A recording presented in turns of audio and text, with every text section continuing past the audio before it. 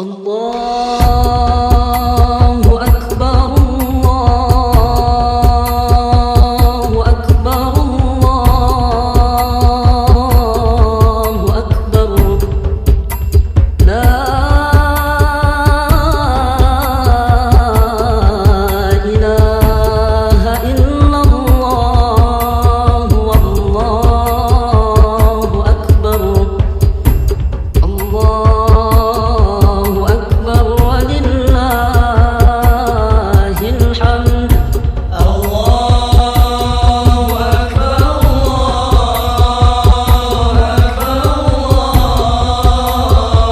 Saudara hadirin jemaah salat Id yang dirahmati Allah.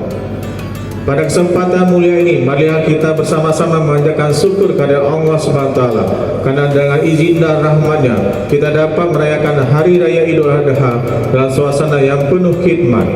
Hari Raya Idul Adha adalah momen yang sangat istimewa bagi kita semua, di mana kita memperingati ketaatan Nabi Ibrahim alaihissalam dan putranya Nabi Ismail alaihissalam yang telah menunjukkan kesetiaan dan ketaatan yang luar biasa kepada perintah Allah Subhanahu wa taala.